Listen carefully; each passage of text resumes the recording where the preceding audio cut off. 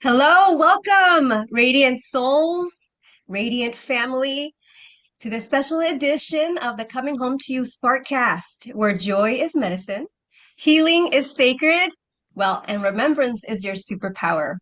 Today's panel is a sacred circle of truth tellers, cycle breakers, and soul-led leaders who embody what it means to live free and rise rooted in their power. So this month, we gather in devotion to freedom and personal power, not just as concepts, but as living, breathing birthrights that we get to reclaim every single day. But before we begin, you guessed it, let's arrive together in this moment with our one breath, one heart ritual.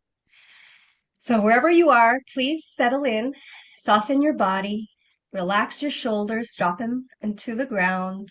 Place one hand on your heart and the other in your womb, in your power center. Close your eyes if it feels safe to do so.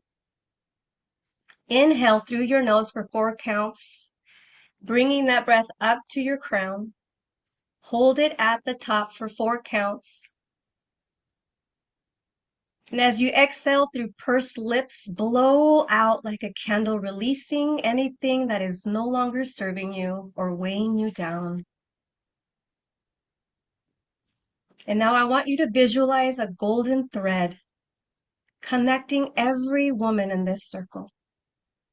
From screen to screen, soul to soul, uniting us in remembrance, truth, and possibility. Let this breath anchor you. Let this circle hold you. Let this conversation awaken something ancient inside of you. Take one last deep breath in and just send it, send your energy out to those who are needing it most today. And with one breath and one heart, we arrive together. Whew. Now let's meet our panel of powerful women today. Welcome. I want to say, let me first do this. Okay. Hold on. I don't know what I did. Here we go. That's what I wanted to do. We have Marty Willette with us today, back with us today. She's a trauma-informed life coach, a sacred space holder, helping women rewrite the story and reclaim their voice through radical compassion and embodied transformation. And then we also have my beautiful friend Lumina Castro also back with us. We have return guests today. I'm so honored that you guys were back here today. She's a multidimensional healer and 24th generation Mayan cacao ceremonialist who walks between worlds to guide others in soul particle retrieval, ancestral remembrance, and intuitive leadership. Next, we have Filza Jabin with us. My other buddy, love seeing her in her power. She's a bold communication coach and leadership mentor, helping women activate their voice, speak with clarity, and step into purpose-driven power. Because when you find your voice, you lead your life. Woo, that one gave me chills. Beautiful. Dr. Claudia Molnar back with us again, the birth doula herself, the grief doula herself, sorry. A nervous system and integrative health expert, blending trauma-informed science with soul to help women find safety in their bodies and freedom in their minds. And last but not least, my Latina sister from another mister, just connected by leadership and love. A magnetic Latina leadership coach who teaches women to rise boldly, live authentically, and lead from within with fierce joy, purpose, and unstoppable truth. This isn't just a panel, folks. This is a portal to freedom, to power, to you. So let's begin. Please help me welcome our beautiful guests today to the show. Welcome, ladies. Welcome. Maltios, Maltios, Maltios. Okay, let's get started. Our first question will go to our beautiful Marty Roulette. So grateful to have you in my life now, my friend. You speak often, you often speak about sacred disruption and daring to be honest with ourselves. Can you share a time when reclaiming your truth led to a deeper sense of freedom, even when it was uncomfortable? Um, uh, I'll talk about, wow, I'll think about the biggest one that ever happened to me. So I'm 60 years old. About 10 years ago, I'd been doing personal development work. We all I think all of us as children kind of gravitated towards it. And I don't want to speak for anybody else, but it's just like reading books, listening, Wayne Dyer, like all of that. And I was working a corporate job because that's all I've ever known was working a corporate job.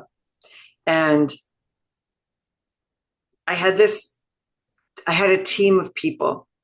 And when I would meet with my employees, I would really want to know about them and what they were up to. And it wasn't about this doingness that we were doing at work. Like I really wanted to understand them. And I found so much joy in helping them discover what it was they really want. They used to joke and laugh, don't have lunch with Marty because you'll cry. So I would find like what lit them up and bring that forward. I had voices in my intuition. Now I know it was my intuition, but I was like, why is something whispering in my ear? And fun fact, do you remember Looney Tune cartoons where you had the devil on one shoulder and the angel on the other?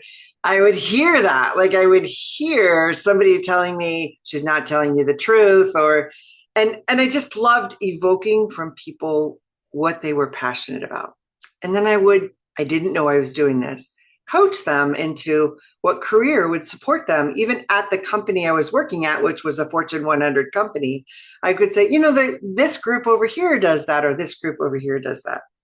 And then, but I always felt like, okay, now I have to put back on the uniform or the armor to go back into work, to be doing what I was doing.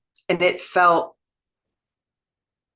numbing, right? I felt like I had to numb myself to go to work. But outside of that, like I loved having conversations with people. I was an instructor too. I taught people certifications that they needed for their roles. And then one day, Human Resources called me down and said, your team has the highest turnover. Not that they quit, but they also leave your department and go to different jobs. And we thought it was you. And we started asking people why they weren't working for you. And they said, you helped support them in finding out what they really want in life. And I just thought it was so interesting. They asked me to stop coaching people, like stop finding people's joy. That's what I heard. Stop finding people's joy. And I came home and I said to my husband, like, God, Human Resources is the most interesting thing to me today. And he was like, well, when are you going to take your own advice? I was like, oh. So then it was peeling back the layers and being honest with myself and seeing all the places where I was really living a double life. It was just something societal, the way I was raised, grown up. Like there was this strong, powerful, masculine woman working in corporate that got things done, that did it all, was always called upon to take on the hard jobs, to do the things. Oh, give it to Marty, she'll take care of it. And I was never a no. I was always a yes. So my realization, being true to myself, was I loved working with people and helping them open their hearts. I was seeking love by being the good girl, by doing all the things, by putting on that armor and being that masculine go-getter. I had this vision of what a high-powered woman was, which had no feminine energy, no flow, no love, compassion when I was at work. So my being truthful with myself and honest with myself that this wasn't who I was, that I was doing it because that's how I equated my value, was by getting things done, not holding people.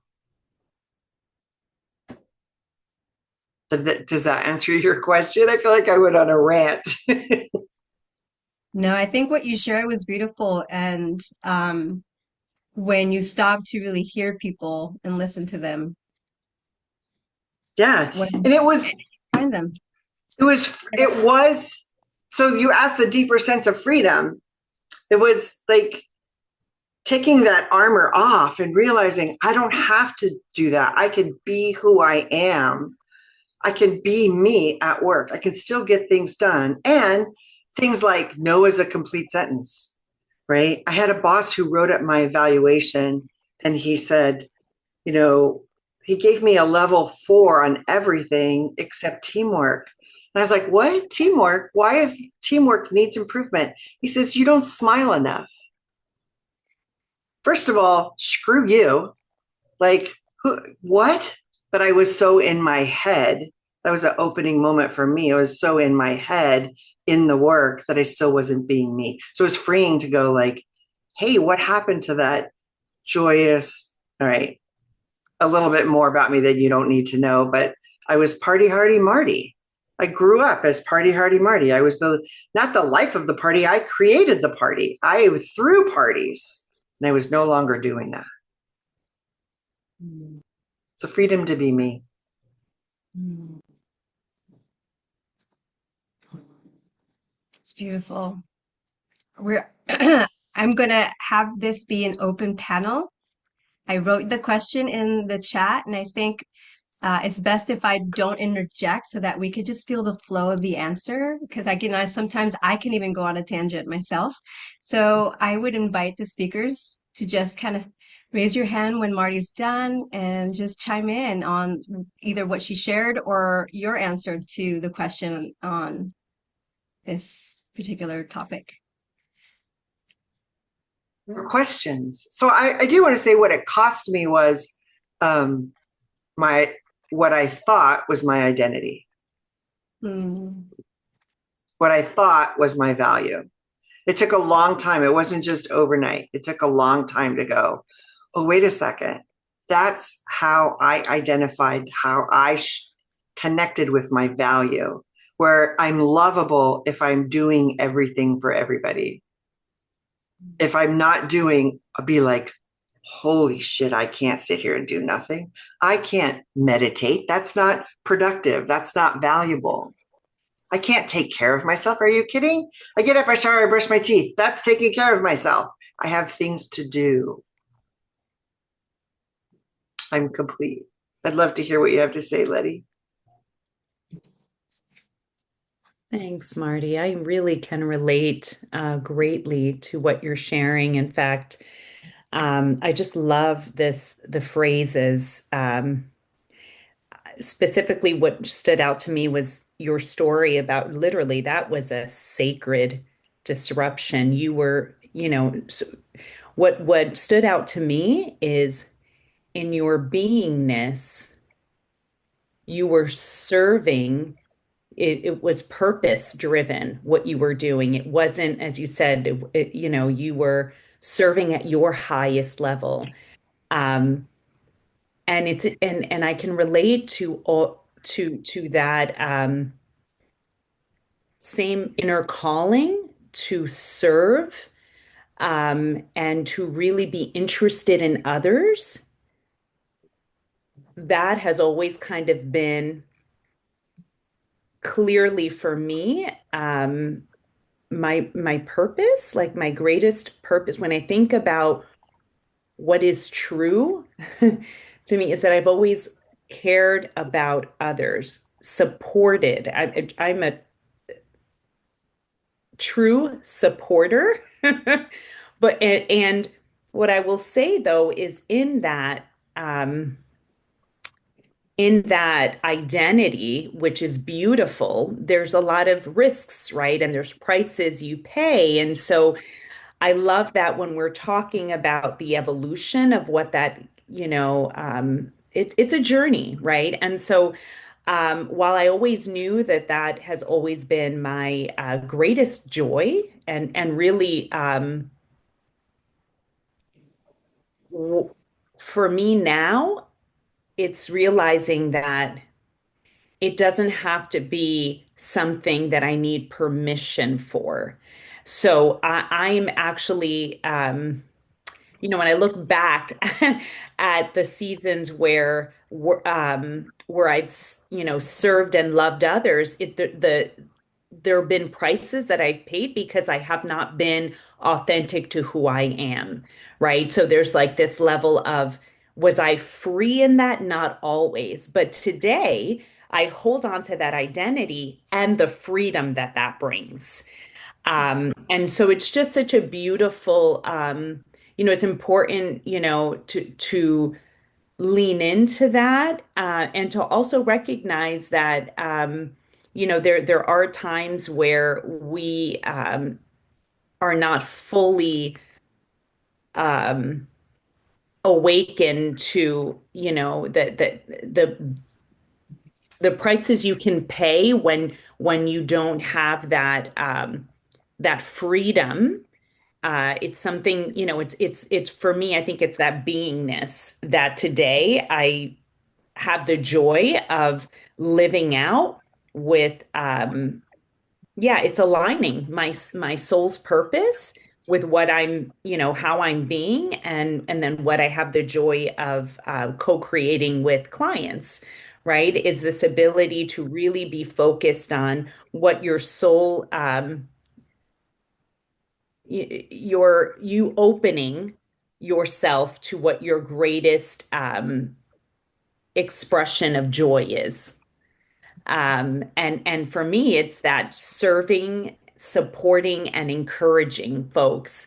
And I know that that's always been what's been inside me, but there's been, lots of things that have um, taken me away from wanting to fully express it. So, yeah, I would just say that I can so relate, Marty, to the joy of really being just aligned with, who you are and where and what you're and the way that you are showing up and impacting others with that freedom of who you are today versus the entanglements in our growth journey. Thank you for that, Letty. And what I hear you say is you fueling other people's fire fuels yours. 100%. Totally. And we're not taught that. Just like me. Yeah, we're not taught that. We're taught like it's for me, it's for me, it's for me. Fueling other people's fire. Like imagine if we were all outwardly focused across the planet, what a difference that would make right now. Ooh. Thank you for sharing, Letty. Claudia, I can't wait to hear what you say. I think I'm gonna pick up on two things. One, as a linguist, I love that, no is a complete sentence. I mean, I think I'm just gonna get that tattooed somewhere. I just think that's just such a brilliant, that's my phrase of the year. I think I love that so much. So thank you for that, and for all of your story that you shared. I can resonate with so much of that. I want to just pick up on what you mentioned about identity, because I think that when we free ourselves, identity can often be something that really comes into question. So just anecdotally, when I left almost 30 years of state education because I was just stuck in this very, very toxic environment, and teaching had always been my purpose work, whether I'm teaching students or teaching teachers. or lecturing, and I was actually in positions where if I can just get from my car to the classroom, I'm going to be okay, and when you get to that point, and I think a lot of people find themselves in that position work-wise, that it's not the job, or it's not the work that we're doing, it's the environment that we're in. And I'm not going to go into the detail of that, but then getting that realization of that, this voice in your head going, you can't do this anymore, you're not being appreciated, you're not being authentic, or you're not being allowed to be authentic. And that, I think that's more of, and I heard that a lot in your story, that you're not being allowed to be, please stop coaching people, and so when I decided, I basically had this massive identity crisis. And that's what I wanted to say, that I was like, okay, so who am I? Who am I going to be if I'm not going to be an educator anymore, or a teacher? And then, and it actually took me quite a lot of processing, and a lot of enlightenment of, I am so much more than that. And the fact that I'm not going to be in a classroom doesn't mean that I'm not going to be an educator anymore. Coaching, education, for me, same, different, mentoring, guidance, support. And and my joy has always been when I'm working with people, like you said, and your education is also servitude, I think, in many ways. And this question of cost, there I was at real risk, I think, when I look back now, of paying the price of my identity, because I really believed that was the only thing that I was, if that makes sense, and I never want to say I'm only in it, because it's a huge thing, but we get locked into these paradigms, and but ultimately it set me free, like you, because you follow then. And the minute I did it, and the minute I submitted my resignation, suddenly all of these opportunities came up, all of these doors opened, all of these people called.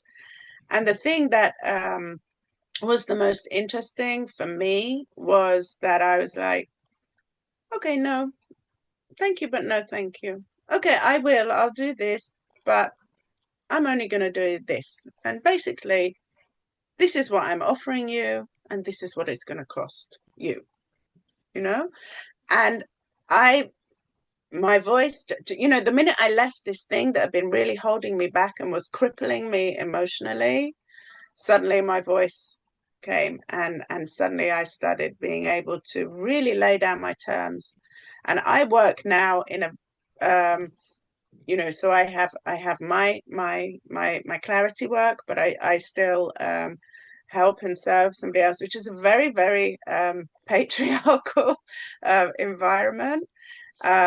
But I've realized that because of this beautiful sentence of yours, this no sentence, I'm like the little light that goes around and goes, no, sorry, no, I mean, I don't always use those two letters, but it's very much like that. And I think that this identity crisis is something that a lot of people, especially a lot of women, go through when we go through a period of acceptance, accepting our real purpose and our real calling, and making that jump.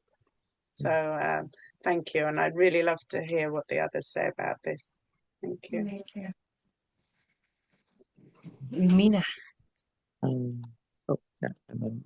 Thank you, sisters, for I resonated with each of you on so many layers. I was like, oh God, I get it.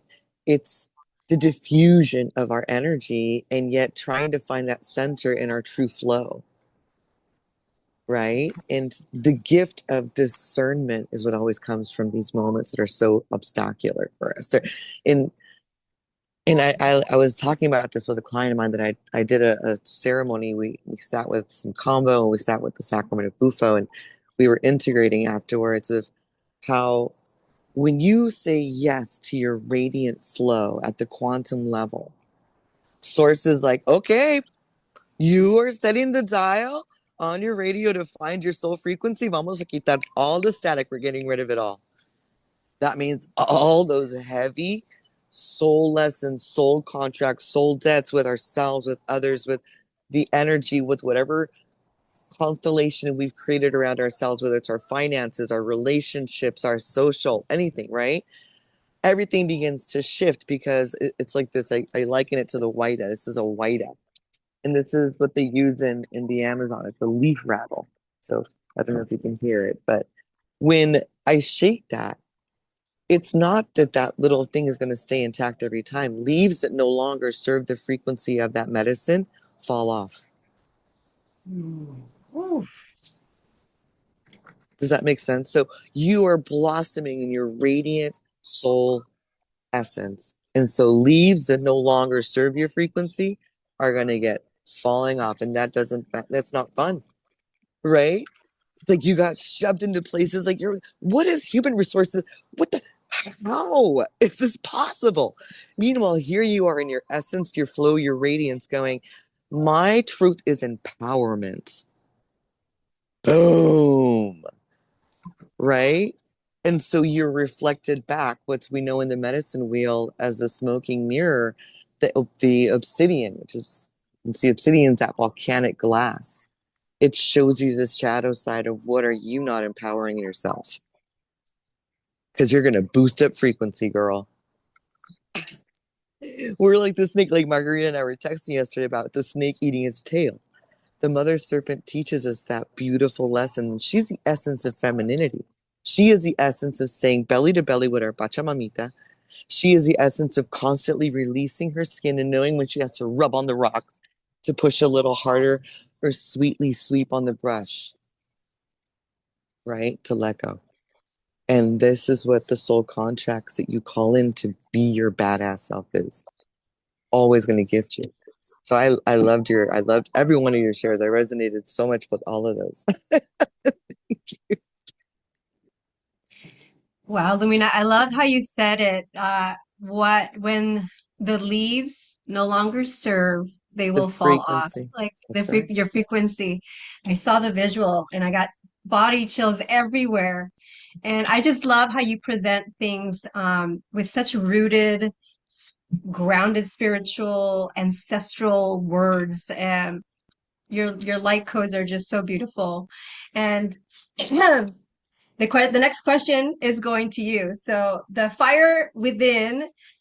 So Lumina, as a multidimensional healer and ancestral wisdom keeper, how do you define personal power, especially as it relates to lineage healing and spiritual sovereignty? Mm, I love this question. When you sent this out, I was like, mic drop. We're going to get Akashic, we're going to get quantum, we're going to get shamanic, we're going to get all over the place with frequency badassery. Because it part of what I think really helped me to embrace my authenticity was to deprogram or decolonize my mind, truly, and recognize that the path that I walked is not an easy one, just like all of us. We've all racked up some traumas, some heartbreaks, abandonments, mother wounds, father wounds, you name it. We racked those up. Why? Again, because you agreed to accrete to a badass essence and soul cosmic song up there before you came down. And so at the Akashic level, because I'm an Akashic Records reader, at the Akashic level, when you sat down with Source, you put together what your soul contract debt is, in a sense, to raise your consciousness higher. And you looked at all, thank you, Ancestor. There's a little bee right over my abalone. Hello. Thank you. Um, and how what ancestral lineage is going to best serve your frequency. That means the traumas, that means the wisdoms, that means the wounds, that means the spirit guides, that means the medicine, that means all of the wisdoms, everything to be part of what your spirit, your song is. And when I began to recognize, like I was raised, I'm Mexican American, I'm raised first generation American. And I was raised a mentality that from the get-go, and rest my grandmother's soul because she was part of the soul contract, me decían, and I'm going to say in Spanish and English, hey, mijita, te casaste con un güero, hay que mejorar la raza. Get married to a white boy, make our race better. Oh, shit. The message I heard already ancestrally and generationally already started to imprint on me. A, woman, your value is nothing unless you have a man. Fuck that noise. B, you're unworthy because you're indigenous. You're coming from a deficit already. So we sign up for these soul contracts that start to imprint and create these stories. And I had to find my roots. Why? Because like the tree of life and shamanism, the roots deeply, firmly rooted in the heart of Pachamamita. There is no coincidence those two words are the same letters, heart and earth. You return to her, you return to your heart. You are the tree trunk in the middle.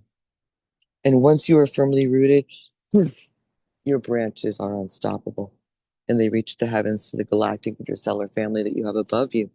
So knowing your ancestral lineage in your medicine path is part of your medicine path. It's part of what you agreed to bring in. Not being a bruja. That's a word that was placed on us to separate us from our earth medicines, to separate us from our dancing and howling at the moon, to separating us from screaming at the oceans when we need to, like the waters teach us to flow, to dance like the fires teach us to transmute and be our own medicine, right? To breathe the divine wind that is connected to every single living essence that this entire earth has ever created. You are accessing the wisdom of all of the ascended masters, all of your ancestors, all of life. There's never been another filtration system. We're here, all of it. And so it's beautiful when we reconnect to our earth medicines, our ancestral lineage, our roots, and have that gift of discernment of what is good medicine for my spirit toolbox. How do I strengthen that spiritual muscle to be able to stand in my sovereignty and truth? Because the more you practice it, the more you honor it, and then there's no stopping you, right? And that's why you came here. That's why you came here. Because Source and you said it's gonna be incredible, and it's also gonna be crazy down. But you are such a bringer of light, and Pachamama needs you so much right now. And you're gonna sign up for a crazy ride, but because you're so strong, and you're gonna rise like that phoenix and the thunderbird. You're gonna be that beautiful butterfly that emerges from the cocoon. Why? Because of the pressure she puts her wings through to send that blood there, to richen those colors into her wings.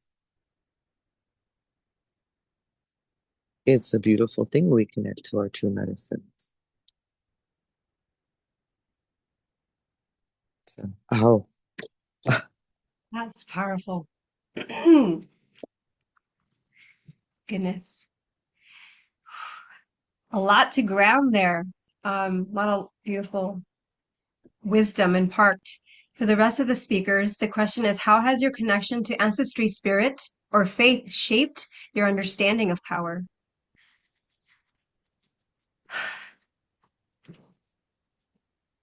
yeah. I Go would ahead, like to Claudia. say something. Yes, Can you Hilda, say go ahead.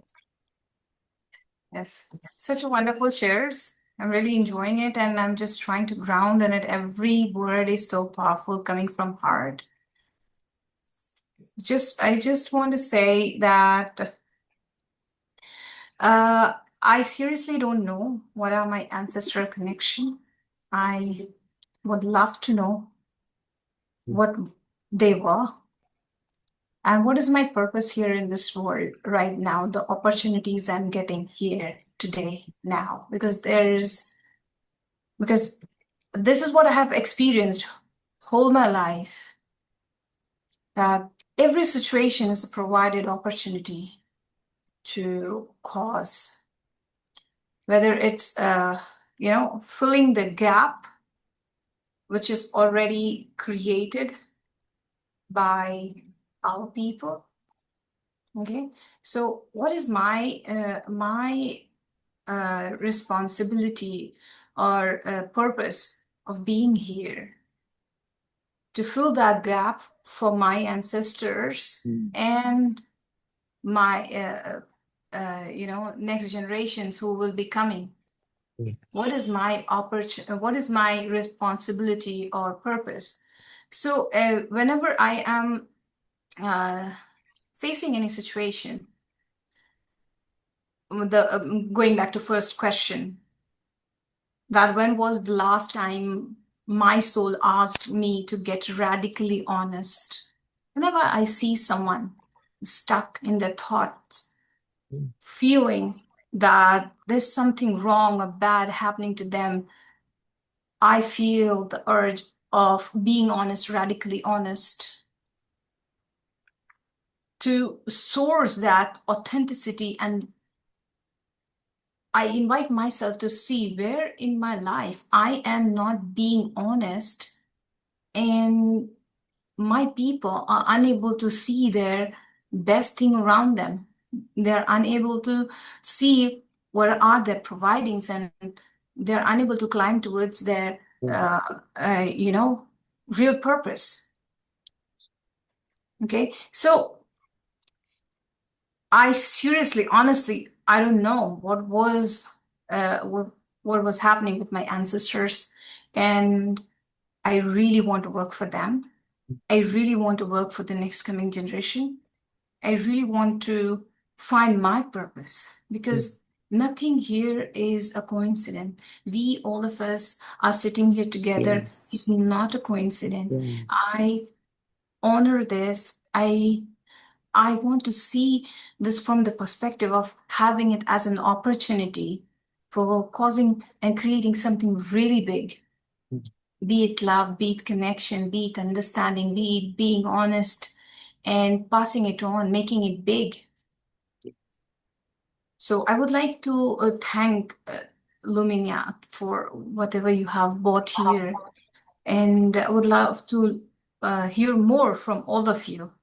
What's coming up when you think about your ancestors, and what do you want to, what do you want to do today to fill those gaps? Yes. Or what do you want to take? What are those steps I want to take today, now? Yes, absolutely. Lisa, thank you so much for bringing that in. I love that because it is true. How do we embody, like what you're doing is you are voicing what was silenced in the generations before you. You are already standing in your radiance and your purpose. When we say there's a saying in shamanism, when we heal 7 generations behind us and 7 generations to come. Absolutely.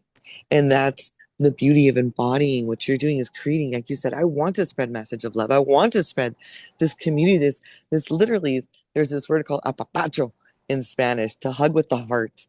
That's what it means. It's a word of Nahuatl, the Mexica. And so you want to literally cosmically hug with the heart. And I feel that, Queen. So that is your purpose. That already is healing the ancestral lineage. The more you connect with that internal truth and stay like in meditation, you can call them in, say, whisper to me, speak to me, and they will come oftentimes through, we say sometimes in the bees and the butterflies and the birds. They're singing to you and letting you know that they're here to support you. So keep doing your radiance, woman, empowering. I love it. And voicing what was unvoiced in the other ancestors. Thank you. So beautiful, so powerful. And also I said sometimes I'm speechless. I'm just like, because there's just so much to process and everything. And actually I'm quite curious in also what Marty's take, if you also look at this, because I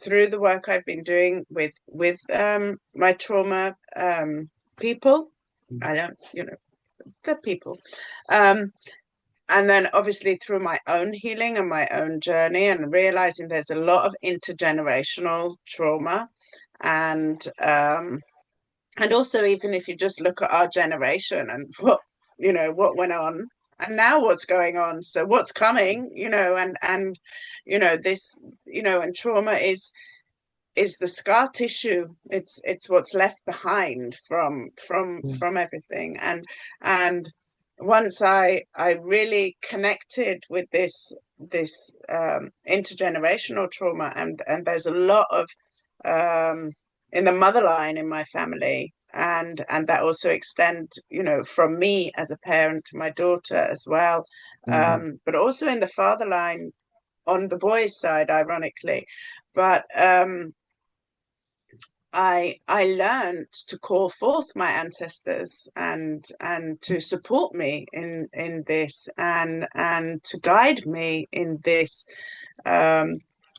because once I began really working on my own inner trauma, I realized that I'm not working on my own inner trauma. So I've been told on a number of occasions that I'm carrying someone else's karma, or I'm carrying someone else's debt, or and there were often times in my life where it's like, why is this happening? It doesn't make any sense. It really doesn't. And then when I learned the art and the power of actually calling on my ancestors and my guides to guide me, they came.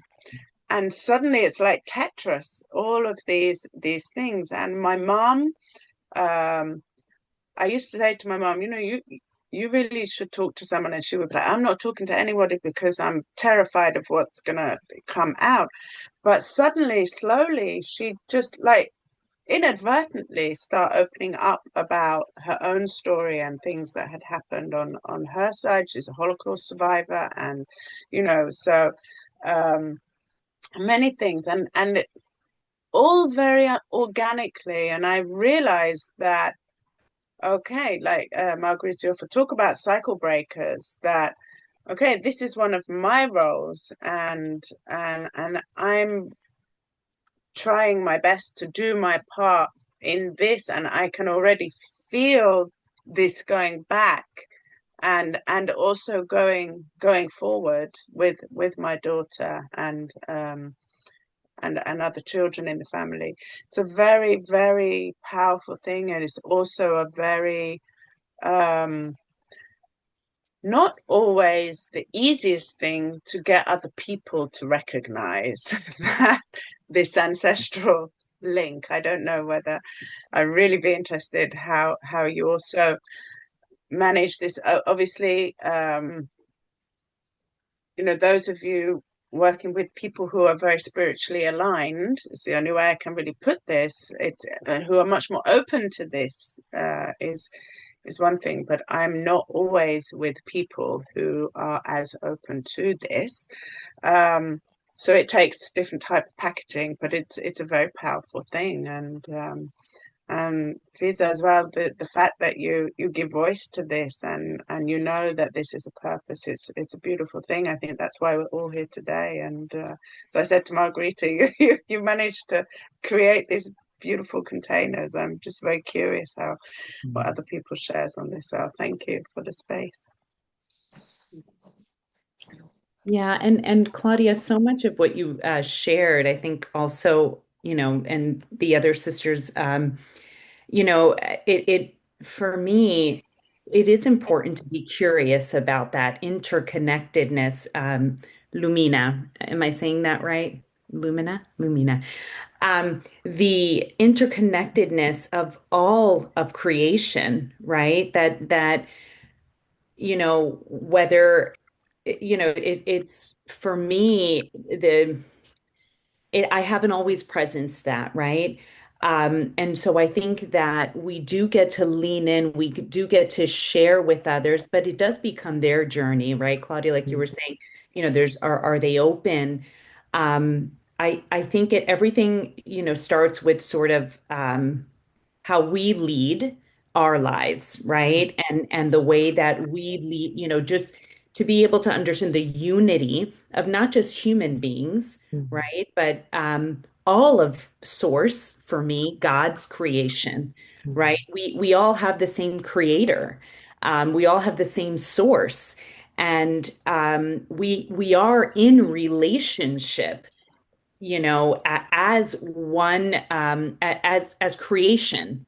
And so to be curious about what impact does faith, what impact does spirit and our ancestors, to really be curious about that, and then to be verbal about that in how we experience life, I think really is what allows there to be a curiosity about it, right? Because, in my own life, it is undeniable, the interconnectedness of all of it, and its culture, its, the lineage in the storytelling, and among my tias, my aunts growing up, hearing about what were you know just being so rooted in their relationship with source, with God,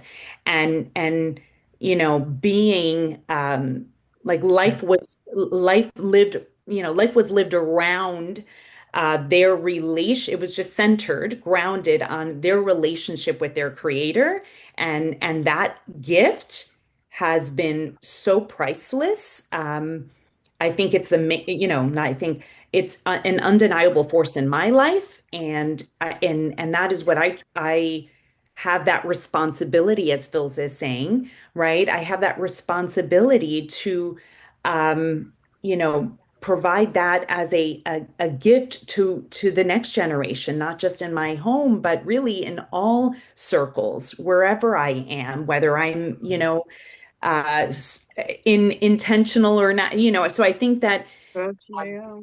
that unity of all creation, and to be curious about your relationship with your source, that's step one, because then you start building a relationship that impacts everything in your life. You are surrendered, you're open, you're humble, and so it just, you're grateful for all the circumstances and all the, you just, it is, that's where power comes from. Power comes from a relationship with your source Yes. and all of creation that you are related, interconnected with. Totally. Absolutely. Absolutely. Mhm. So beautiful said that and one thing which comes up all the time with me, I would like to share it here.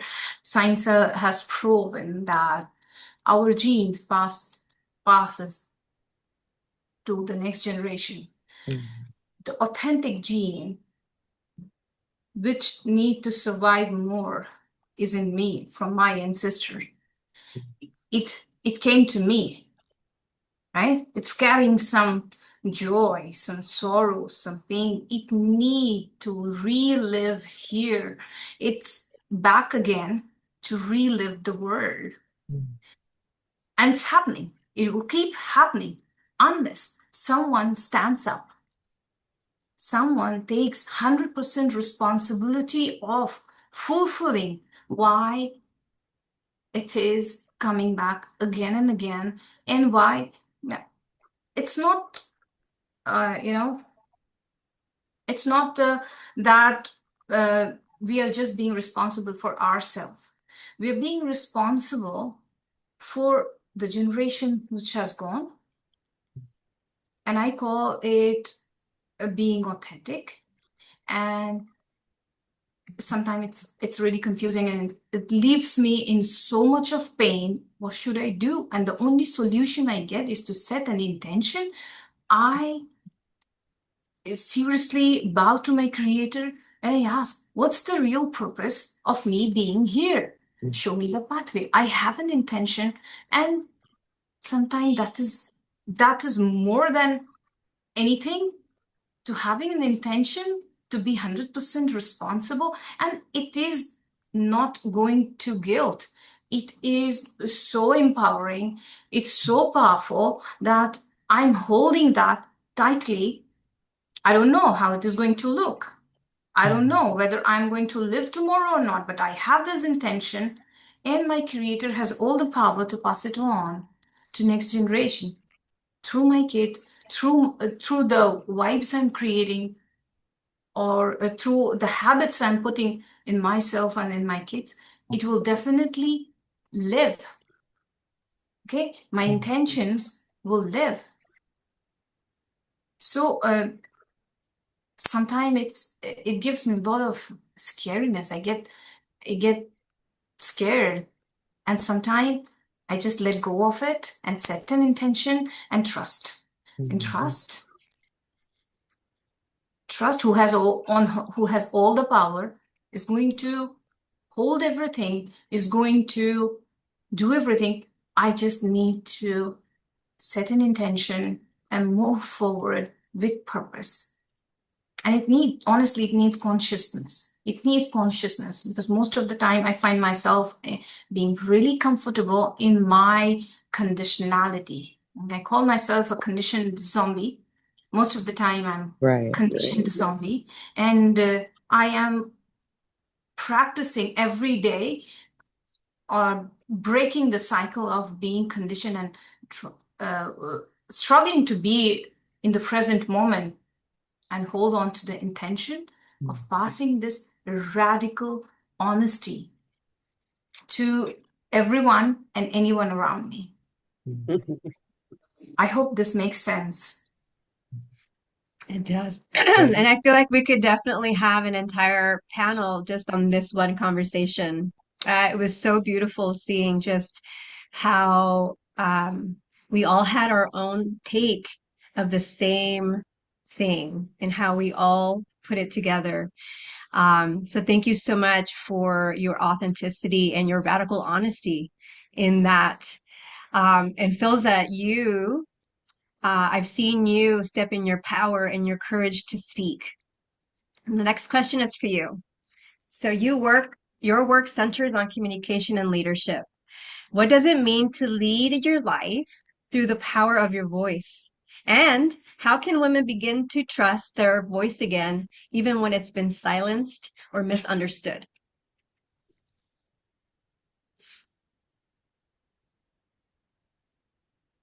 I think she froze. Oh no. The courage to speak got her. One question. How did she generate this one? So perfect. So perfect. So, and to the panel, the question is, how has your relationship with your voice changed as you've stepped into more of your truth? So, oh, bummer. Oh man. She is not coming back yet. Okay. Such a great question. Well, we'll definitely hear her voice on that. Yeah. Yeah. She's She'll going to come jump back back on. in a minute. Persistent. Yeah. But just to kind of cap what you guys were talking about and the last question, to give her maybe a minute to come back on here. I love what Phil said at the end too, is setting that intention and then moving forward with action and then trusting. It's Yeah. trusting. And I think for me, I got stuck in the trust, because it's like, okay, I did the affirmation and then I do the affirmation again. It's like, when do I start trusting, and when do I stop having that scarcity of, I need to do the affirmation again, I need to do that thing again because I don't have it yet. So like discernment, I heard big brought up as well in the conversation. I was like having discernment too on what is yours and what isn't.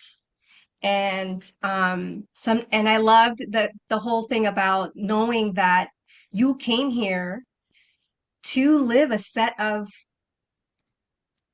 I don't know what the word would be, like challenges, I guess, so that you can reawaken and remember your true essence and your true purpose and where you get to heal yourself. It's not It's not working against you, it's working for you, is what I heard in the conversation too.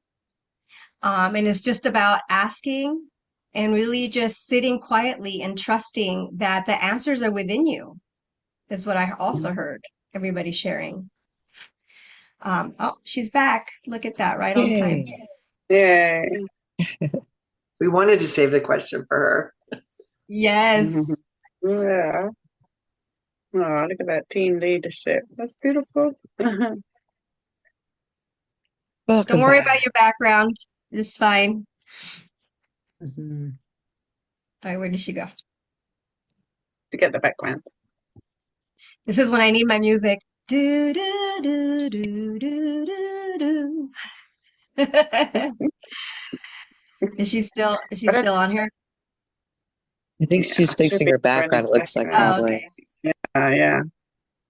But I think, like you mentioned, like with trust comes surrender, and they're not the same thing. And I think a lot of people have. So when you talk about, getting caught in this cycle, it's a kind of blind trust, if you like, or it's a trust that's still kind of trying to control an outcome. Like I'm doing the affirmation, I'm doing it because if I do it, this is going to happen, and everything becomes conditional. Mhm. And that's Yeah. why I'm doing it, because this is going to come. Whereas actually what we want is to surrender and let it happen with the clear intention out there. Mhm. And yeah, of course, do all of our practices and put them all in place, but that trust is a trust in yourself and also in source. And in order to receive that, you've got to surrender. Oh, she's back. Super. Yay, welcome back. I tell my students, you can't hold on to what you want and be open to receiving it at the same time. Yeah. You have to So let go. Of course, you it's have to let go. That's your Yeah. surrender. that Nice, is. yeah. Feels so bad.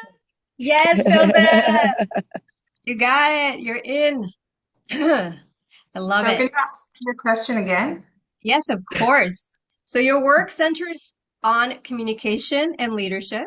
What does it mean to lead your life through the power of your voice? And how can women begin to trust their voice again when it's been silenced or misunderstood? Okay, so this is something which I have experienced whole my life, Mm. that communication is a very powerful tool. It's not just what we want to say, and that the responsibility doesn't end there. Responsibility just starts from there, that whether my partner and whoever is in front of you is your partner. Whether my partner is understanding what I want to communicate to that partner, it's my responsibility. How much should I speak to my partner? How much should I expect from him to understand? And it's a complete responsibility is on me. Communication needs consciousness. So when we communicate something to someone, and if your partner is not understanding, where am I unable to understand what's my partner's strength and how much is he able to receive? So again, circling back to myself, it's a complete responsibility on me that I need to know him. And as Claudia said, it's really tough to know sometime other person, what they are, who they are, and what they want. It's really tough. Okay. Whereas I see communication is a skill. We need to learn, we need to keep practicing and understanding, because every individual is going to show you differently. One very important thing has changed in my life, and I would like to share that. The moment I started creating this boundary around me, around my words, around my life, my partners are understanding what I want to say. Earlier, I was expecting them to understand without even me holding them accountable, without me even asking them, hey, there's the limit. I'm not going beyond that. So the moment I started putting on the boundary, be it my kids, I have 3 kids, 16-year-old, 13-year-old, and 8-year-old, all 3 of them, they are understanding, they are listening, they are communicating, and it started happening effectively when I started creating boundary around the words or the expectations I've started creating with them. So boundary has a lot of power. I am unable to put the boundary around because I'm not confident whether I'll be accepted by my partners or not. I feel that they're going to drop me. In order to get this craving of being chosen by each and everyone around me, that craving made me say yes. They always made me people please, and that was not serving my partner as well, neither me. It was not serving me. Not and the growth which my partner is lacking, it's on me. Because when he is not understanding me, he's not understanding other partners around him. The emotions. When I used to say, my husband is not understanding how much I'm doing for him. Well, hello, it's my responsibility to communicate with confidence, with boundary, so that he can understand, and there the growth starts happening, and he's taking care of me. My emotions, he's holding me and creating space for me. So what shifted here? One very important thing, it started with boundary, and it's a continuous work which is going on, and I don't know how far it will go, is work in progress on my confidence. The moment I'm confident, I'm able to create that very simple and complete sentence, which is no in my life. No. That requires a lot of confidence. I was never confident about my mother. I was never confident about my kids. My teenagers, they are not going to choose me. They're going to slam the door on my face. But what about their personality growth, their social growth, their emotional growth? Because they have a woman in their life, and here they are. I hold the complete opportunity to educate a woman's heart to my boys. How am I playing that part in my child's life? So when I see, well, Margarita, you have sentenced this question so beautifully. When the women are being silenced, we are never being silenced. We are never being silenced. We are speaking always. What are we speaking? We get to ask courageously to our partners, what do you hear me say? They hear me say that I don't matter. My existence doesn't matter. You can smash my emotions, walk all over me, have me anytime and every time, whenever you need me. They get to hear authenticity from my side. They get to hear and what it takes from a woman. Because I've never seen my mother standing up for herself, and she was naming it that women are, smarter, more responsible. They have a big heart. They have, more responsibility. And she had all the reason not to stand for herself, not to be authentically speaking to her partners. And I was always expecting her to choose me. How can she choose me if she's not choosing herself? So if I want to choose my kids, if I want to choose each and every partner around me, I want to choose you. I get to choose me. I get to choose my voice. So communication needs skill. We need to work on it. Mm. And every time it's opening up in a different way, because every human being is different. Every situation provided to us is different. Okay, so I don't know whether it's landing to everyone or not. I would love to have some questions. It you're, So by the beautiful. way, like so beautiful, and when everything you shared, so powerful. And I loved the one thing I'm just gonna say before whoever's going to go next is I love what you say is that we are not being silenced. And I'm just gonna stop there. That was Mhm. just gold. Go ahead, And I Lumina. loved, oh, go Oh, ahead, Lumina. Claudia, no, Oh, Claudia, or Letty, sorry. I think Whoever. Claudia was next, actually. Go for it, sister. No, thank you. I literally just wanted to say, I hear you totally in your message, because communication is something that's very undertaught and very miscommunicated and very misunderstood. And I love this whole concept of boundaries and and this thing that and responsibility, because you're so right with that.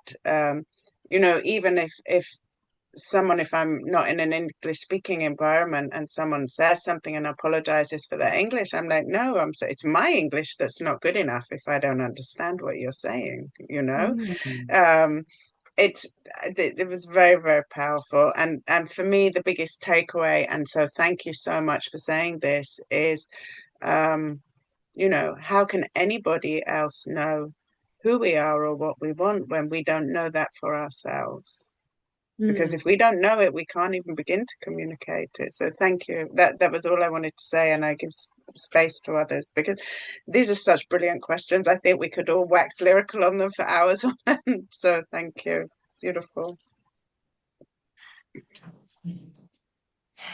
Letty? Yeah, so well crafted questions, because it really does get to the heart of where this all comes up for us, right? When we talk about personal power, and voice, right? Using our voice to communicate, to express ourselves.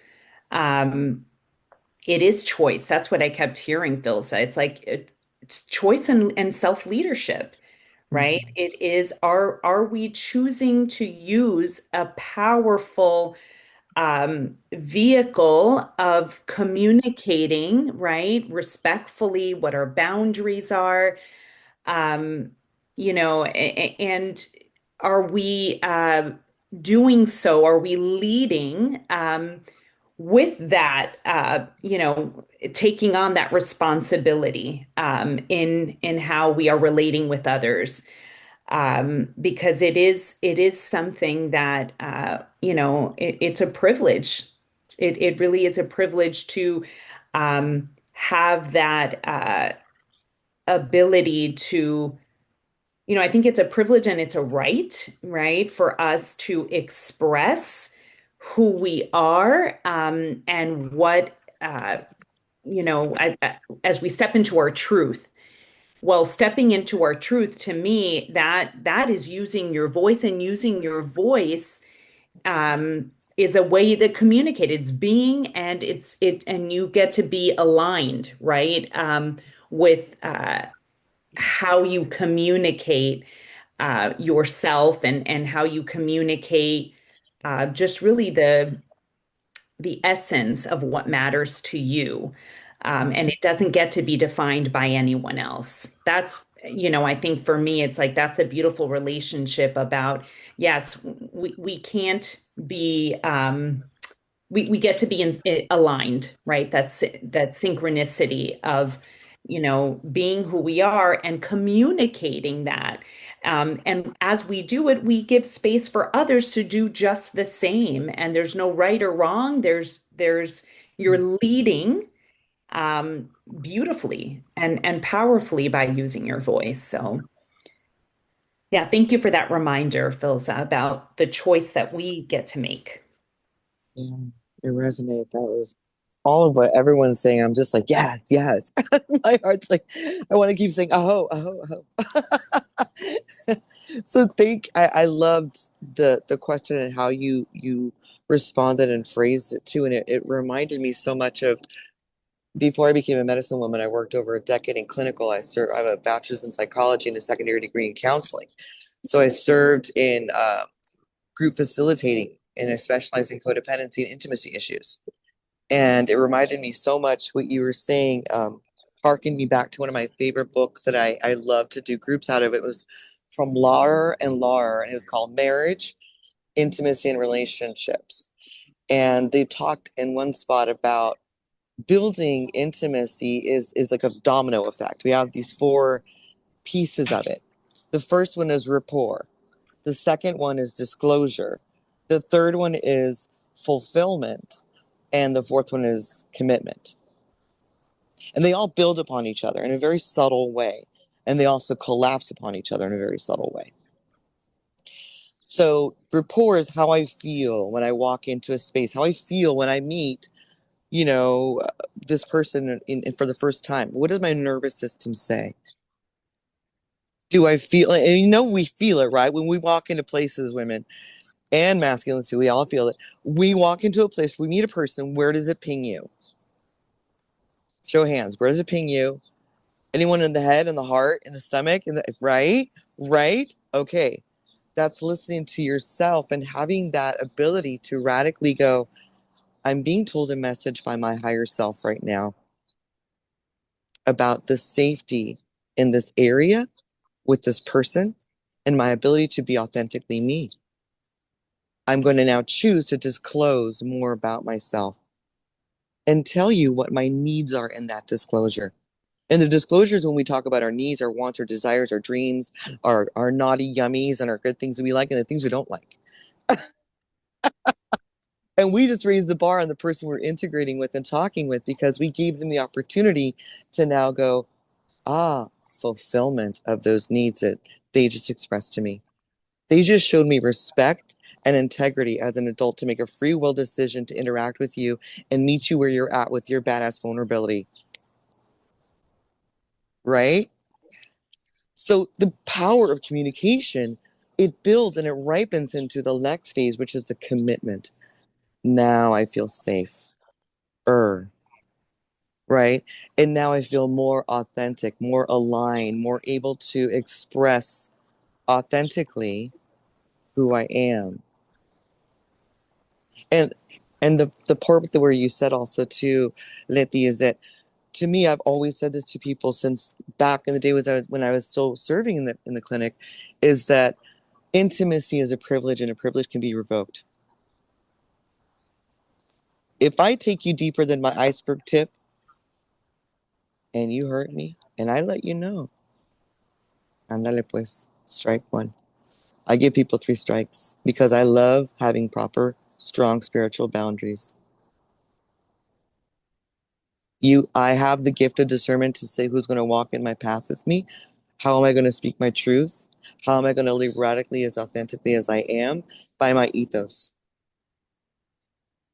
Right? What are your ethos? Based on your values, based on your spiritual connection, your mental connection.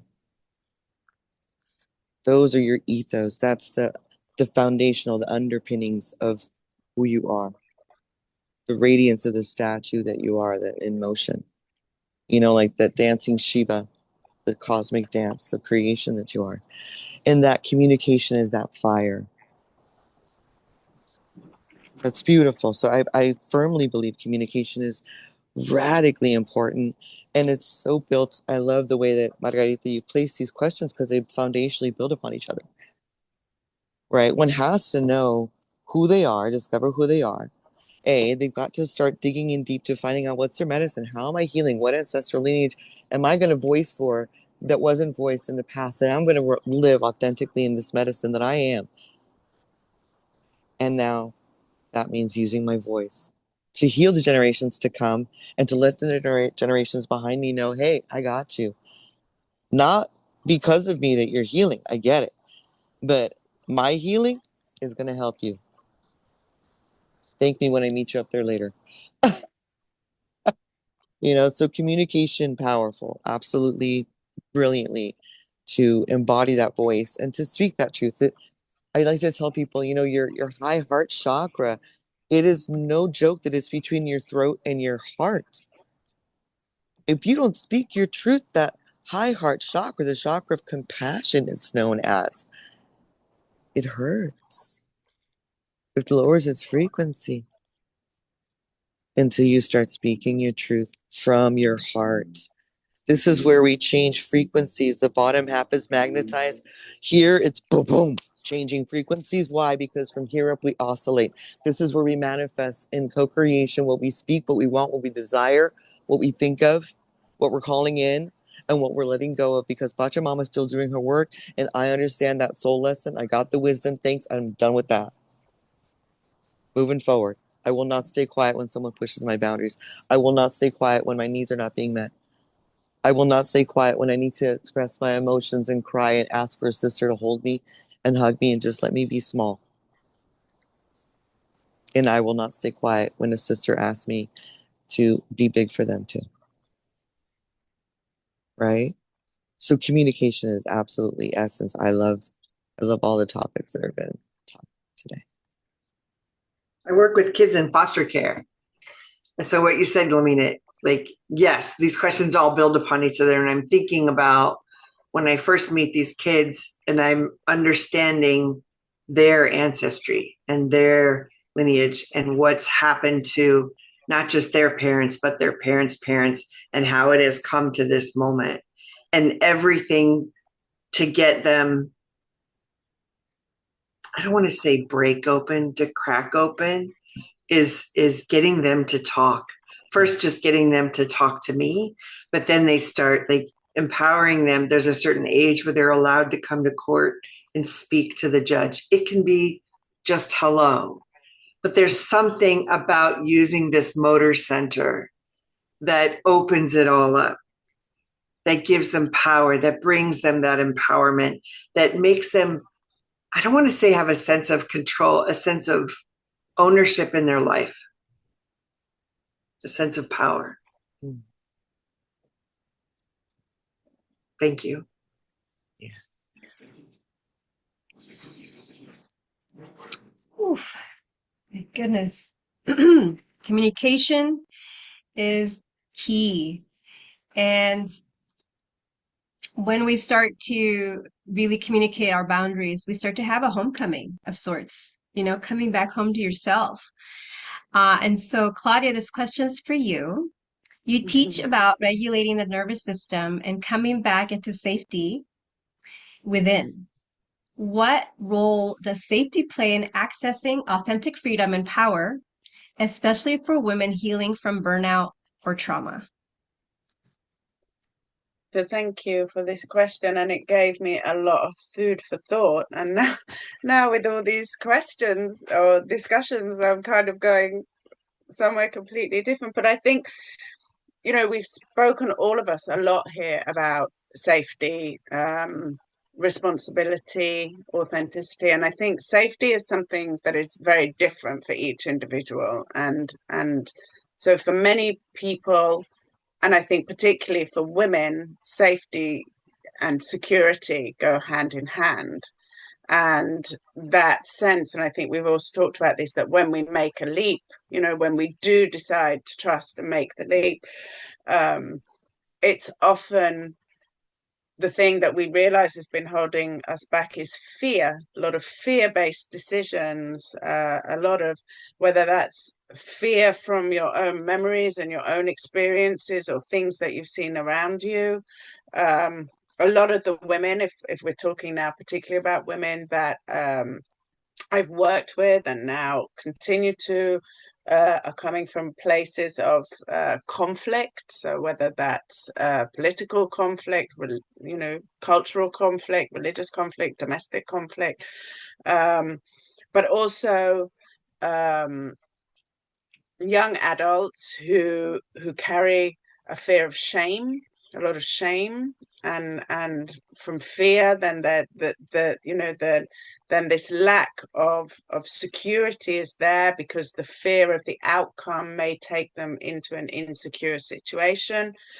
And actually, one of the things that I wanted to mention, because I thought perhaps for anybody who might be watching this, who may be in a similar situation, is that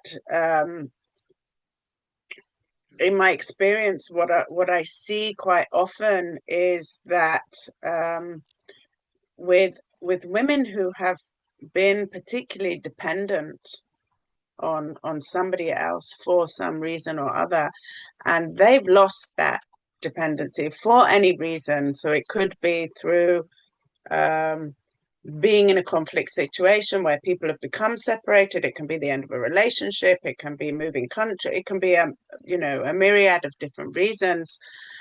Basically, this lack of connection that they always believed was giving them security.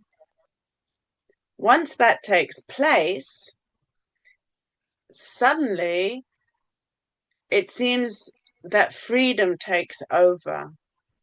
And it's like there is this period of awakening where actually that wasn't necessarily security. That was, I know bondage is a very strong word to use, but somehow I was bound to that situation, whereas now I've given myself freedom.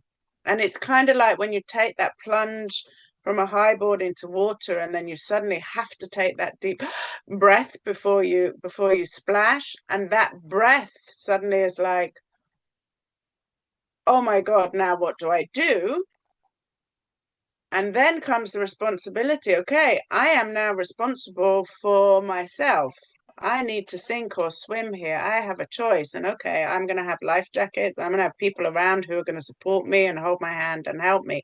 But ultimately, I now have freedom. And this is a lot of kind of the work that I do, is like, okay, so how do you then, once you get to that point of recognizing you've got freedom and you lean into the knowledge that you are held by yourself, you're held by your beliefs, you're held by source, you're held by your support network,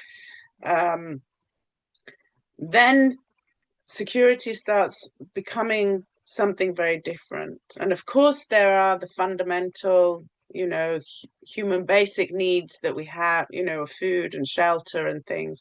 But, many women have been very dependent on other people for this shelter and this food and this security. There's also this big movement now where I see a lot of so like a backlash almost to the whole movement of women who fought so hard for their independence and fighting to have it all. This has come up today, and I know it's come up in other areas where it doesn't look easy. It looks like a struggle. You're balancing so many plates and you're juggling so many balls, and I don't want that, and I don't want that life. That life looks way too hard for me. I'm just gonna go now for something that gives me instant security, and something that's going to save me from doing all of that hard work. And then that slow recognition of, okay, so where is my accomplishment in this? Because from accomplishment comes confidence. And this is also something we've talked about. From confidence comes security. And, and it's just a wheel that goes on.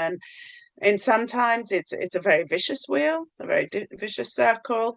But then in other times, it just becomes a beautiful storm that just evokes. And then the winds start changing. And once this whole sense of, what does security mean to me? And can I be grateful for the things that I have rather than thinking about the things I don't have? When we start looking around, what is it that I do have? You know, I had this beautiful discussion with a group of students once who were talking about financial security and being, you know, being hard up and poor and everything. And I just asked a few simple questions like, how many of you have a mobile phone? How many of you have a smartphone? How many of you have your own bedroom? How many of you parents have a car? Both parents have a car.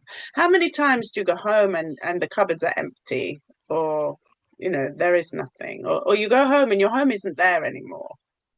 Okay, let's talk about financial. You know, let's be, what have you got? And, you know, and I know it sounds, you know, kind of superficial, but these are very simple things to, you know, once we start being grateful for what we really have and we recognize what true worth and true value is, then that whole notion of what security is and what safety is changes, and it shifts. And I know that, you know, Marty, we're working with foster children, you know, that whole sense of safety and security is massive, you know. People who have no voice, you know, then they feel, you know, again, a lack of confidence. Boundaries create safety. They create safe spaces for us to speak our truth, you know, having those boundaries. So burnout as well. I think burnout comes very much from an inability or a lack of confidence to speak our truth, to say what we want, to have boundaries, to have strong boundaries in place. Playing small. I think all of us have talked about this. Marty not being allowed to live her truth because that's not what you do in that environment. I've been in that situation as well. I hit burnout because of being in a toxic environment and not knowing, like, this is what I love doing, but I can't manage this. And and also from the point where women particularly have so many responsibilities or have a massive sense of responsibility. But I think Phil's has said it so beautifully. You know, this, and we have this, and it's something I practice and I believe very, very strongly, that we are all responsible for everything. We are all responsible for everything that is going on in our world, and we hold responsibility. So I'm not just responsible for the cooking and the cleaning and the keeping house. I'm responsible for everything that comes within my energetic field, that comes from me. I'm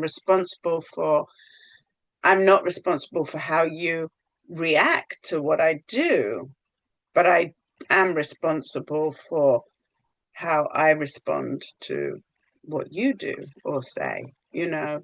And so burnout, I mean, avoiding burnout, I think burnout for most people occurs when you are not being authentic and you are not being true to yourself, and you're keeping yourself small, you're not speaking your truth, and you're living in a place of fear. And I mean, I could go on about this for a long time, but I really want to bring sisters in to, you know, to open this discussion up, because I know that everybody's probably got so many things to say. And again, a wonderful, wonderful question that will go off in a million different spheres, but that's how I wanted to just encapsulate it for this container today. So thank you. And I can't see whose hand went up first. I'm sorry. So just jump in, and or Margarita, please. Yeah, Lumina, I think Yeah. you went up first. Love your shirt, Thank Claudia. you. Thank you so much for what you shared, Claudia. And I loved how it's true. We are, in essence, it harkens me back to one of my teachers in university, Dr. Roger Moss. He would say, Castro, you're the common denominator your entire life. What are you going to fucking do about it? It's like, oh, oh my God. But it's the truth. We really are. We are, you know, and forgive me for dropping the bomb, but we are, you know, the common denominator of our lives. And how are we showing up in our authenticity? How are we expressing ourselves? How are we using our discernment, our boundaries, our voice our community around us, and what community have we cultivated around us? What seeds have we germinated? You know, in the red roadway of the indigenous peoples, we say, what does your forest look like around you? Right? And it's not because every tree has to be perfect. You know, you're challenged to find a perfect tree in any jungle. Every groove is different. Every branch is going to be different. Every leaf is going to be different, but it's the composition of the whole. What is the whole that you've created around your life? What is the expansive? Take a look, like a bigger picture. Pan out. We say in NLP, look out, right? Chunk bigger chunks. What does it look like around you, and what are you germinating, nourishing, and what weeds need to be plucked out of your garden for you to continue to see the blooms and the blossoms of what you want to make in your life and who you want to be? Absolutely. I think that's Right? beautiful. And also I think it was Bob Proctor said it, that have you ever noticed that every time you have a problem, you're there with it? Oh yeah. You know?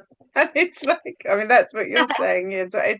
It's true. We are in the middle of all of our storms. We are the storm creators always, you know, and yeah, I think, you know, that's so beautiful. And again, We're the what storm. Feliza was We're saying the about storm chasers. responsibility. Yeah, so Yeah. much. Feliza, what did you want to? Yes. Thank you, Lumina. It's so lovely. Always, I just get so many visualizations when you speak. It's so lovely. Thank you, sister. Same. Let's hear from Visa. I would love to hear your perspective also, sister. Okay, yes. So, Claudia, thank you for sharing such a wonderful, insight from your side. When you said we are the strong creator, and that's because of some reason, because we are coming out, strong, more strong than the last time. So it's because of some purpose behind it. So I loved what you said, that most of us, we are focusing on something which we don't have, rather than we can think on or work on or focus on making big what we already have. So safety wasn't something you had to earn, but something you could create. Such a beautiful question. How could you cause and create with the things which you have? Because what you don't have was never existing to you. And you have the thing which is only yours. You got the thing which is yours. So I do this exercise with the kids, like young kids. And I invite all of you to do this. It's a very simple yet very powerful exercise. Like, think about 5 things right now. What do you have right now in the moment? Just think about it. What do you have? Anyone? One by one, or you can popcorn and you can say, Health. I have a laptop. yes, Letty has a health, Claudia has a laptop, 3 more. 2 beautiful Mosina, Joy. yes, joy, You and stole mine. restorer. And Mosina, what did you say? I would say, well, Parents. the ones that came up were my cat, my dog, my car, my clients, my amazing friendships, my parents. I mean, I can just go on and on. If you really take a look at it and say this beautiful sunshine, the trees behind me, that breeze that just came up and kissed my cheek. You know? Absolutely. Absolutely. I'd love to hear from Mosina because she's here for us. It's What did you say? yeah. Yeah, what So did parents, Parents, health, and thalassemia as well. Yeah. thalassemia. Okay. So my friend Mosina has thalassemia. So, and with that 5 things which you're thinking about right now, can you cause another 5 things with the help of what you have in your hand?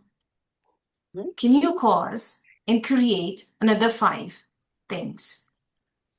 Mosina, like thalassemia, it's scary.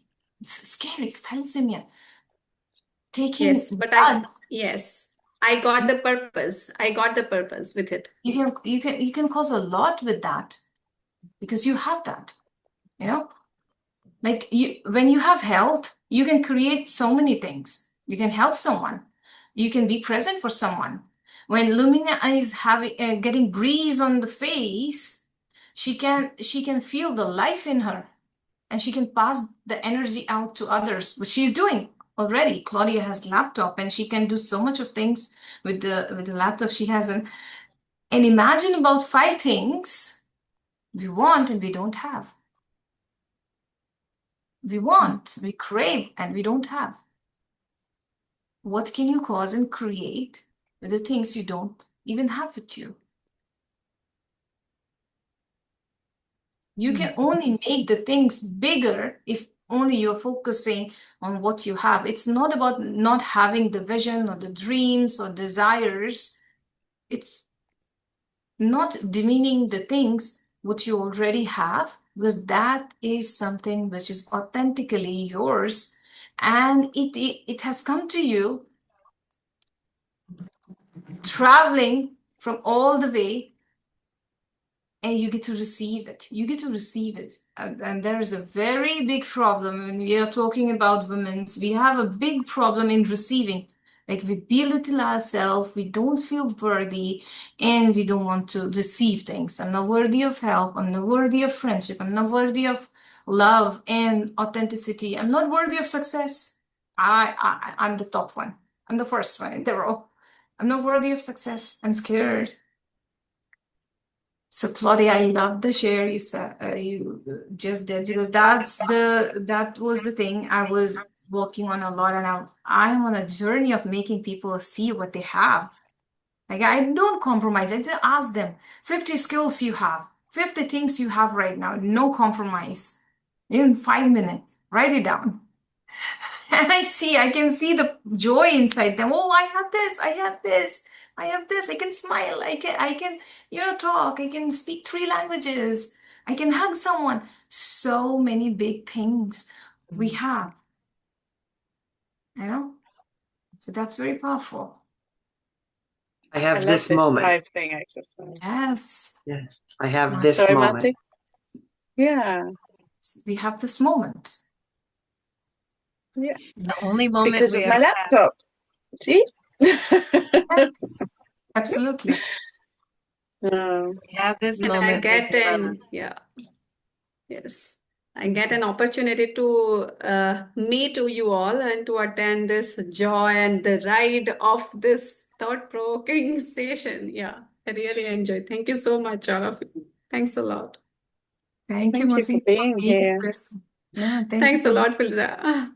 Yes, so honored to have you here and joining us in the conversation, Mosina. Thank you for being here and being on camera. That is courage, and your leadership is powerful. And so I see you, my sister. Yeah, Okay. and the most important thing, sorry, the energy, I got to see that everyone, yes, your background, everything. I feel, yeah, what is this? And so it was really fantastic. Thanks a lot, sisters. Thank you. I received that. Well, as we're getting close to closing this conversation just for today, because this is ongoing every day, it's a choice. I wanted to ask our last esteemed, beautiful guest here, Letty, about the ripple effect, right? Because what we're doing here creates a ripple effect. Everything that we do is a ripple effect. And so it's so important to continue the journey and the mission that we all set here to be in the world in this time. I don't know why I'm feeling emotional. Whew, Letty, this conversation is really amazing. I just want to thank you all already.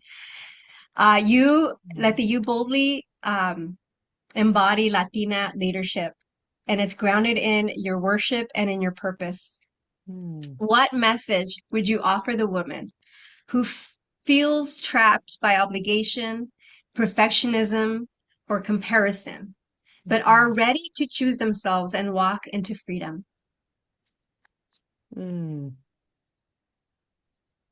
Well, I celebrate you, right? I celebrate that you are at the beginning of an extraordinary part of your journey, that you have chosen to create, that you are you're choosing yourself, right? That you are seeing the value that you have, your self-value is being prioritized, right? When I think about the things that can keep us just playing small, or just keep us living in fear and doubt, the that desire to be perfect rather than being just being who you are, and being in self-acceptance, in knowing that your commitment to embody and to explore um, who you are, is that's the start of life, right? And you're living to express the fullness of your inner beauty, right? So I think that what I would no, we don't create anything. We're not living when we're trapped, right? So to the woman who's ready to choose herself and to walk in freedom, yeah, I celebrate you, and I welcome you on the journey. I welcome you on this extraordinary journey.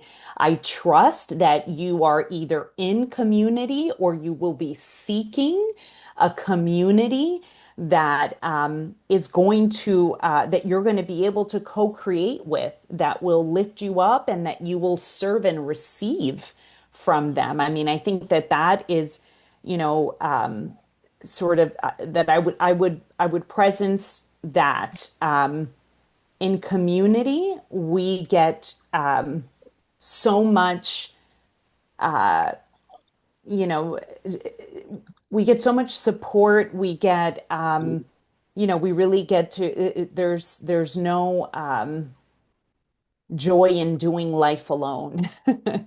So I would just simply say that I think what's important is that you get to celebrate that this is the beginning of an extraordinary journey, and that you know trusting yourself, a lot of the themes that we talked about, seeking a relationship with your creator and really cultivating that,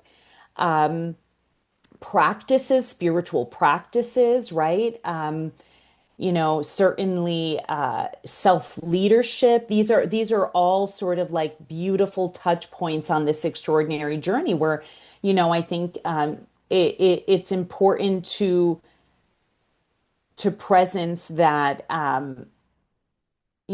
every life is really going to be unfolding and blossoming in a way that so much more is going to be available to you, because of where you are, because you are choosing, like Moshina that said, I'm coming to an event like this because I'm seeking community. I'm seeking to invest in this time that I have to receive, right?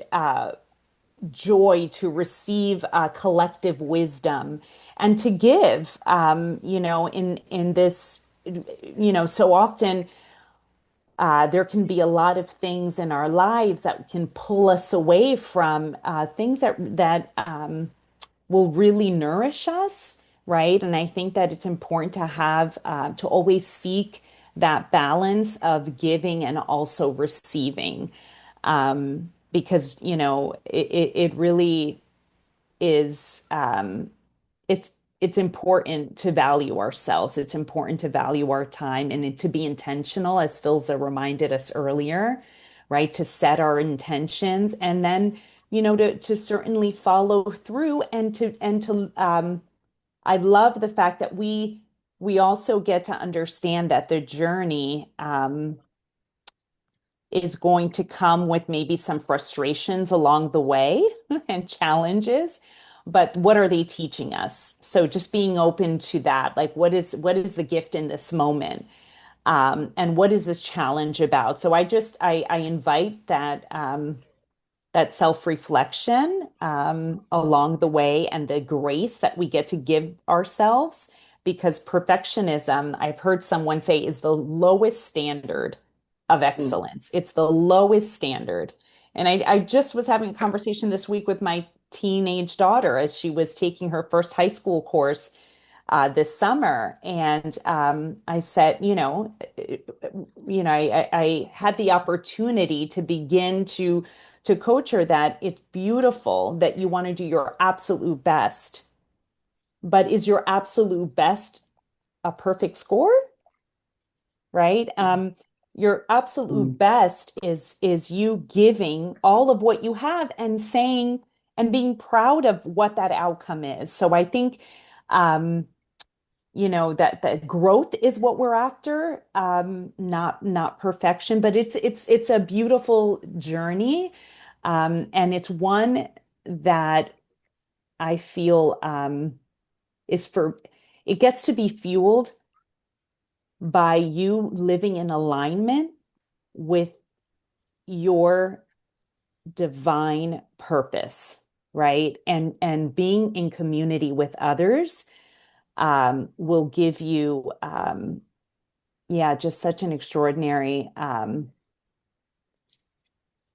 peace and support and joy, because we do get to celebrate that we're choosing ourselves, right? And that it's a process, and we're continuing to evolve every day. And so there's so much to say, but I'll stop there because I'd love to hear the panel's, wisdom as well, collective wisdom. The one permission slip you'd love to hand every woman, here's your get out of jail free card.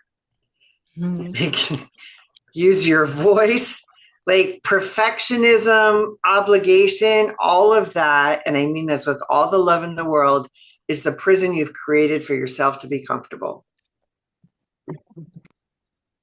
Get uncomfortable. Get outside the box. Like, get out of jail. That's all I'm going to say. Yeah, jail for thoughts, and beliefs which we have created. Yeah, yeah, Beautiful. that's I kept you love it. small. Exactly, right. Like, and it's not like there's nothing wrong with you. There's absolutely nothing wrong with you. And it Wow. feels comfortable. I talk to so many people like, my life is good. Oh, I love how you describe your life is good. What is a wonderful life? What does an amazing life feel like? Do you wake up in the morning and feel like you are on fire? You're so excited to live. That's what living is about. Not feeling good. Right. You cannot live an extraordinary life from the comfort of a lazy boy recliner. Yeah. Jakey Wonderful. Jake. So Yeah, we should live to experience and not just experience life. That's what I always think. Live the experience, not just experience life. Yeah, Yeah. absolutely. So one permission I would like to give each and every woman out there, whoever is listening, is to own your responsibility. You're here because of some purpose, and just be responsible to step into that. World is waiting for you. You are answerable for that. Own it. Courageously hold on to it. Because when you have that, you get to pass it on. We are living, I'm alive, and that's the biggest message I'm getting every day, that I still have the opportunity to pass on what I own, which is mine. So I give you the permission to be responsible and step up in your fullest potential.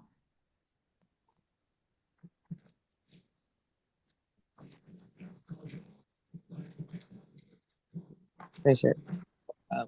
I love that everyone's share resonates and It's a heartfelt resonance. Like my prayer unites to each of you. Thank you, sisters, because I love how each of your permission slips to the ones who are hearing in the future time sense for us. The permission slip that came forward was self-care. And it doesn't just mean go for a spa day. I'm talking like self-care in how I express myself. What am I saying? What relationships nurture me? What's medicine for my soul? Who sees me? Who supports me? Who authentically is there? My ride or die. When times are tough, when times are good. Like, give yourself that permission to go inward and gain that insight and really explore with curiosity your life as a whole and in smaller pockets. Like, what is the medicine that you are asking to learn about? And what is the medicine that you are perpetuating in your life? What does that mean? If I look at it from the perspective of the medicine wheel and the red, yellow, black, and white door, the red door represents what am I learning? What are the lessons that I'm sitting down right now to learn and to acquire? Then we go to the yellow door, which is okay, there is a wisdom to be held here. We're expanding our consciousness from not just this conflict that's going on. I'm going to see it from a higher perspective and say, I'm learning something, and so are you. I'm taking the free will to see this from a beautiful way of thank you for helping me grow. Thank you for giving me the opportunity to not just change, but to take the action to grow, right? And that's that great mystery, the black door. Surrendering into the sweet territory of silence that is your soul, your intuition, your nervous system, your breath, your daily authenticity, and moving into the wide door of resurrecting and blossoming that by recognizing what is the self-care you need right now. Is it that you need to table something that might be really triggering you? Is it that you let the person know, hey, I'm feeling this way right now. Can you just give me a moment? Maybe hug me. Maybe, how are you feeling? Let me check in with you. How am I being heard? Did you hear me? Those are self-care ways of saying, hey, I'm taking care with discernment, my essence, because leaky energy, I ain't got time for that right now. I got a purpose, a path. I'm here to speak clear, concise, and honest. That's it. So self-care is my permission slip to the divine essences out there that hear us today. Later. I think on the I back loved of how you that, my unpacked. permission slip. Sorry. I just wanted to say I loved how she unpackaged self-care so Yeah. beautifully. Go ahead, Claudia.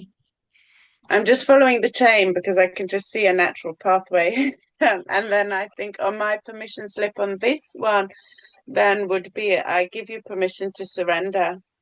I give you permission to surrender and know that you are safe and you are held, and to feel the security of that eternal parachute or that safety net, because it's always there, it's within you.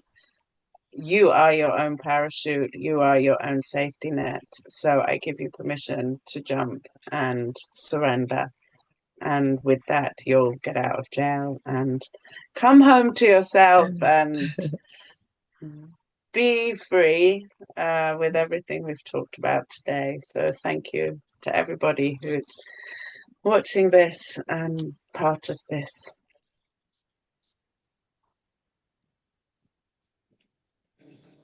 Thank you, Margarita, so much for putting this together, putting this circle of women, right? This tribe together where we come in and we share heart medicine, our truth with each other, and we see each other and we resonate and we are uniting our prayer to amplify that healing to the ethers and beyond of our future viewers, and sending out that germinating seed of love for others to know that by the circle of women you created, you are the common denominator of the sister. So thank you. You planted the seed and look what you germinated as this tribe around you. Yes. I receive. So as this call has come to an end, I want to give all our guest speakers an opportunity to just really shortly tell me what's coming up, and then I will put all your links on the description or in the comments, depending on where you're watching this.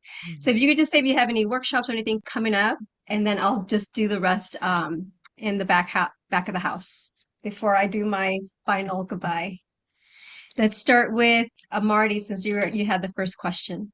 Awesome. I have Fierce Females. Our next cohort starts September 16th. You can find me at www.martyolet.com. I think that's a different link than you had before, Margarita, so I'll drop it in for you.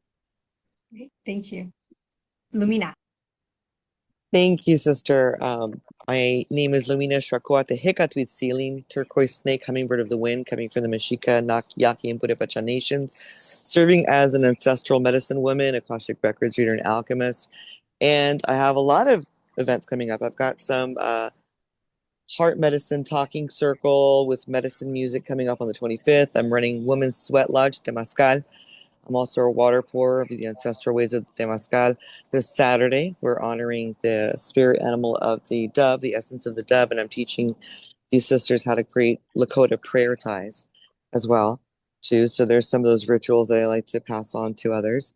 And also, you can find me on www.soulhealing.energy. I serve in private and in group medicine sits, as well as doing biofield tuning and other practices, quantum healing too. So thank you. I look forward to serving you and to sitting with all these sisters again in another panel. Thank you. Thank you. And then I think we had Claudia. Hi. Thank you so much for having me. It's just been amazing, and the energy in this container is just astounding. I will be releasing 3 courses this autumn. Well, actually, the first one will go out in September. You can find me at clearforclarity.org, and I have one which is 28 days to clarity. I have a 40-day course on being your grief doula, which is what Margarita once gave me that title, and so I am honoring that, and I've created a 40-day course where I will guide you from your grief through your grieving process, and then a 12 to 3-month session course on trauma. And so these will all be released, and I serve one-to-one and small groups, and I will put together some workshops in the new year. So I look forward to serving those of you that need me very soon. Thank you again for having me and holding space for all of these wonderful thoughts and ideas that we shared today. Thank you. And Philza, my apologies. I didn't mean to skip you, but I guess you're next now. Thank you, everyone. Thank you, Margarita, for putting this together and having all of us here with such a big heart. I'm really grateful for this moment right now. I am sharing my booking link. I'm going to give a one-on-one free, whoever is interested in coming and diving deep into what they are up to causing and creating. So I am an ADHD coach. So if you are looking forward to stay focused, stay aligned with whatever is right there in front of you or your real purpose, I'm there to support you. So this first call is going to be free, and then I can take you to my 3-month adult ADHD management system, where you can understand how can you communicate effectively and what's coming in your way, what need to be removed and what need to be, carry forward. Thank you, everyone. Thank you, Margarita. Thank you. Letty, last but not least.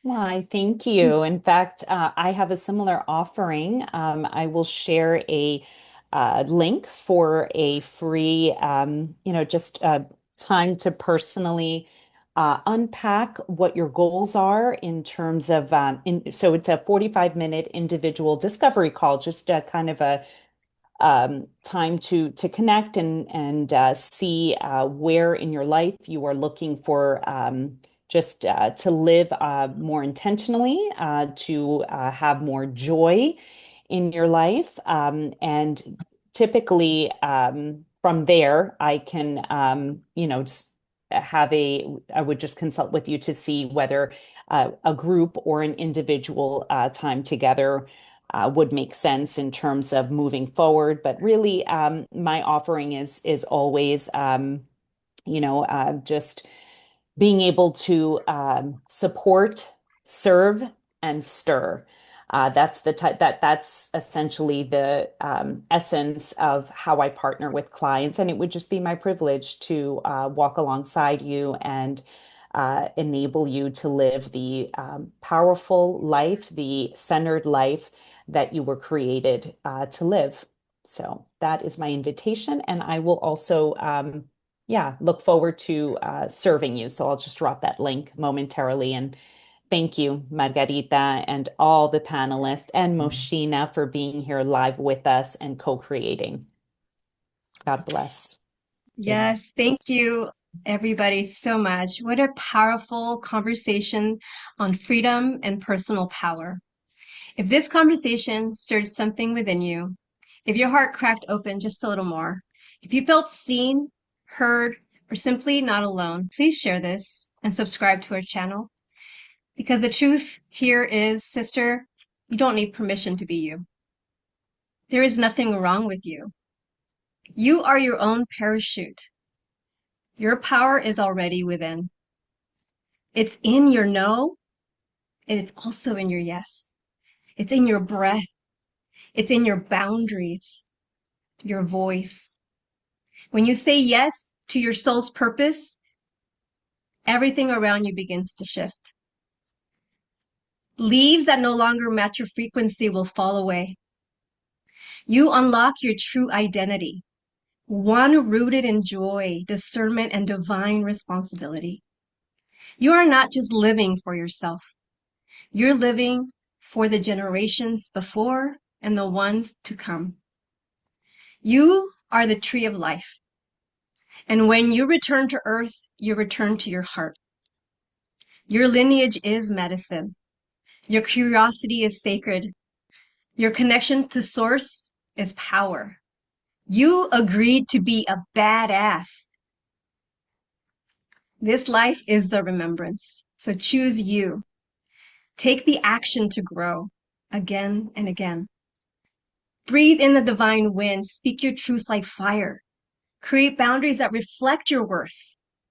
Your voice is your get out of jail free card.